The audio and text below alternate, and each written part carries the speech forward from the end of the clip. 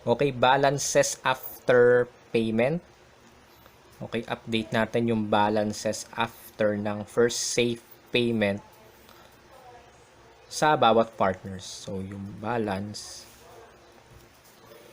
230.6 minus 33.5 minus 43.5 minus 63.6 equals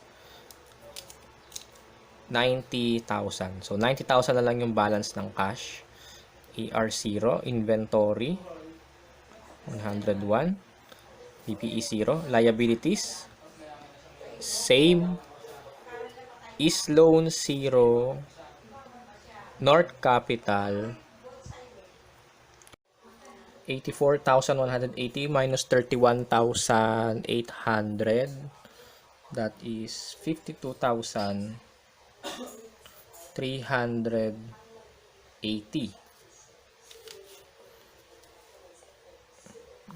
South Capital after ng payment ng first payment to partners, siya ay 17,460.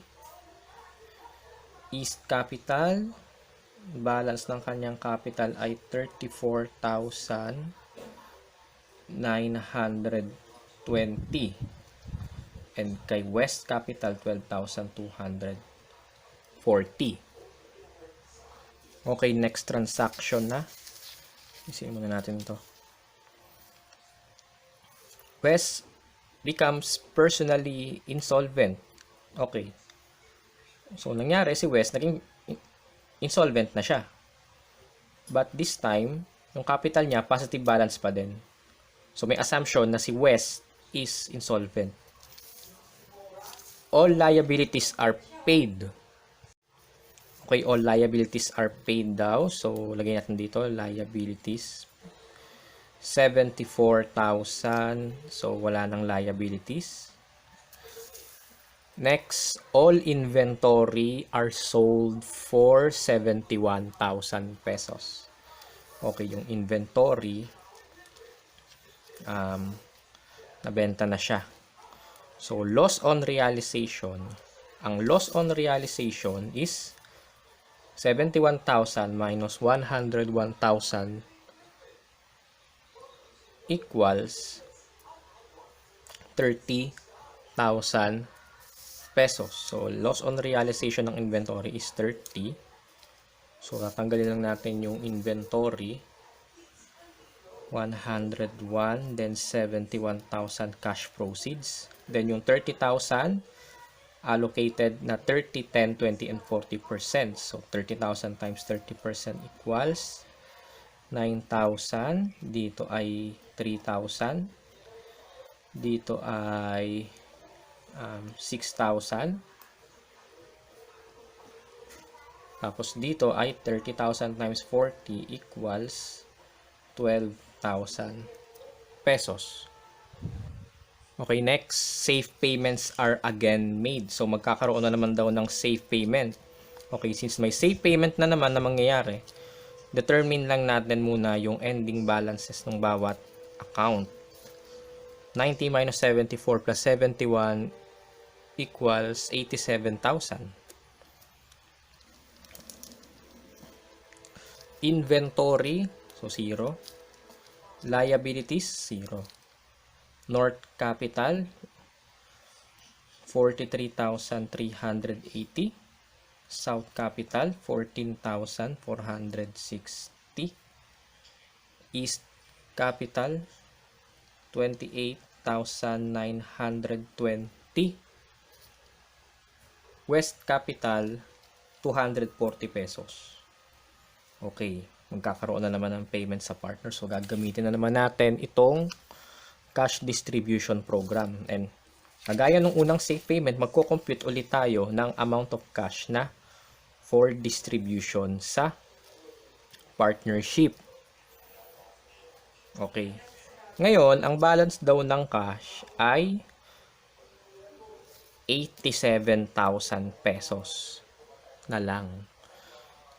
Ngayon, tatanggalin natin dyan yung estimated liquidation expense dahil may pera pa na nakaset aside for liquidation expense. May ina-anticipate na liquidation expense. So, tatanggalin natin yung 16,000 pesos dahil hindi pwedeng i-distribute yung 87,000 lahat sa partners dahil sa expected na liquidation expense na may incur ng partnership. Therefore, yung cash na for distribution lang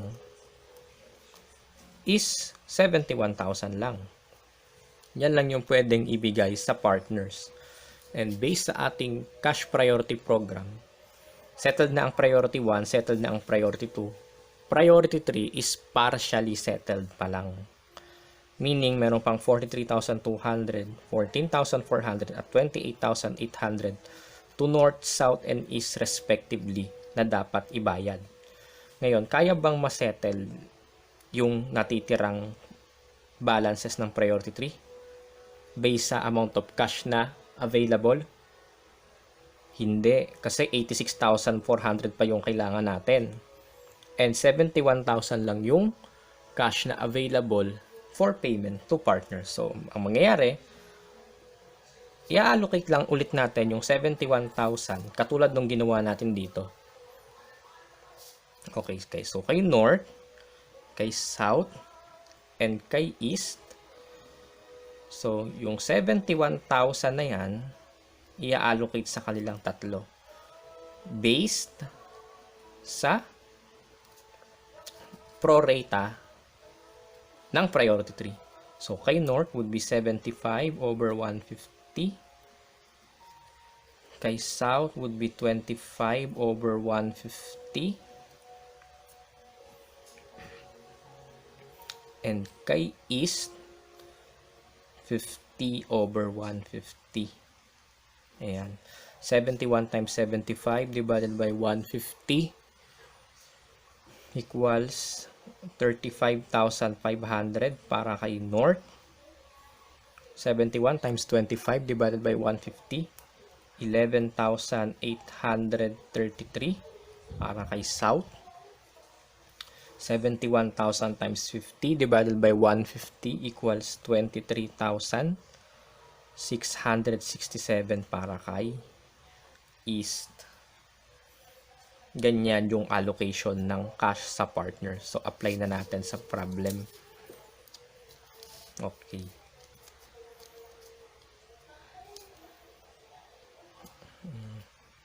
Okay, payment to partners. 71,000 lang. Then, ang allocation niya, ito, 35,000 kay north, 11,833 para kay south, and 23,667 para kay east. Okay, so tapos na yung transaction ng safe payments, ng second safe payment to partners. Okay, balance after ng second payment, we have 16,000.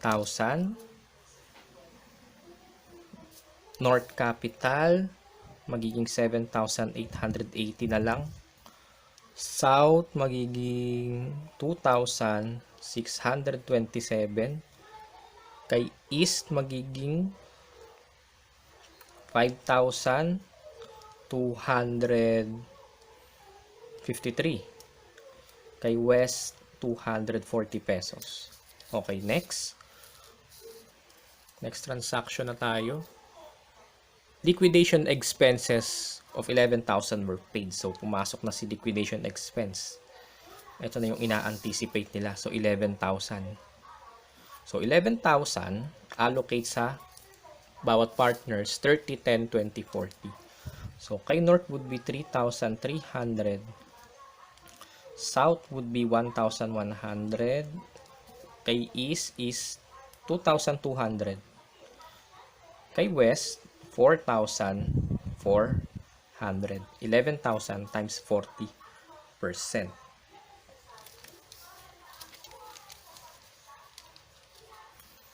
The next, Final cash payments to partners are made to the partners based on assumption that all partners other than West are personally solvent. Okay, so sinasabi lang nung huling bullet point, payment to partners. So mag-a-update ulit tayo ng balances. Balance, we have 5,000. North Capital, 4,580. South, 1,527. East, 3,053. And West Capital, 4,160 negative. So, naging deficit na si West, si partner West. And ang sabi, si West ay insolvent. Okay, so bago mag-set, hindi pa tayo makakapag-proceed sa settlement ng partners dahil kailangan muna nating i-eliminate itong negative 4,160 kay West. Ulit, bago tayo makapag-proceed dun sa last bullet point, kailangan muna nating i-eliminate itong capital deficiency ni West. And ang sabi, si West ay personally insolvent. So meaning, hindi siya pwedeng mag-invest or wala siyang kakayahang mag-invest para ma-eliminate itong kanyang deficiency. So, ang gagawin, absorb ng bawat solvent partners yung loss ni West. So, lalagay natin dito, additional loss to North, South, and East. So, i-shoulder nila yung loss ni West or yung capital deficiency ni West. So, so yung 4,160 is i-add back natin sa capital ni West. Then, paghahati-hatian niya ng tatlong naiwang partner. Based sa on a ratio na 30/60, 10/60 kay South, 20/60 kay East. Since tatlo na silang maghahati-hati, hindi na applicable yung 30-10-20 nilang profit sharing agreement. So, mangyayari, pag-add lang natin yung 30, 10, 20, which equals sa 60. Yun na yun. So, 4,160 times 30 divided by 60, that is 2,080. 10/60 times 4,160, that is 693. 20/60 times 4,160 equals 1,387.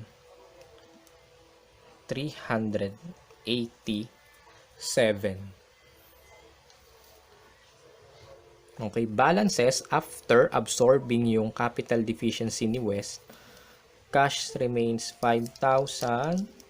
North Capital, that is 2,500. Kay South, 1,527 minus 693, 834. East Capital, 1,666. West Capital, 0. Okay. So, final settlement na sa partners. Final payment, therefore, itong 5,000 na to would be allocated na sa 2,534 and 1,666. Okay, balances after last payment, 0. So, sarado na ang lahat ng account ng partnership. And kahit gamitin natin itong approach dito sa last payment na 5,000, wherein 5,000 times 75 divided by 150 will arrive lang same dun sa final balances ng capital ng bawat partners. And since tapos na yung ating statement of liquidation, makakapag-proceed na tayo sa requirement journal entries. Okay, so tapos na ang ating informal statement of liquidation na magiging basehan natin sa ating journal entries. So yung paggawa ng formal statement of liquidation would be charged to you na lang. So at least I hope na magkaroon na kayo ng idea since nakagawa na tayo ng statement of liquidation pero informal nga lang, which is basis lang natin sa journal entries. Ngayon, ano dito yung mga kailangan ng journal entries? So lalagyan natin ng number yung mga transactions na nangyari, which is gagawa natin ng journal entries. So una ito, number 1. Ayan, number 1, yung realization ng AR. Number 2, then number 3, yung priority 1, payment ng priority 1. Number 4, yung payment ng second priority. And number 5, yung partial settlement ng priority 3. Number 6, liabilities, payment. Then number 7, yung realization ng inventory. Number 8, yung payment, yung second safe payment sa partners. Nalagyan natin ng journal entry. Number 9, liquidation expense. Number 10, yung additional loss to North, South, and East dahil nagkaroon ng capital deficiency si West, and ang assumption si West ay personally insolvent. And last, yung final payment sa partners. So, meron tayong gagawing 11 journal entries. Okay, ito yung statement of liquidation and ito yung sagot dun sa requirements na journal entry. So, merong 11 transactions tayong nabilang. Then, ito yung 11 journal entries nung 11 na transactions.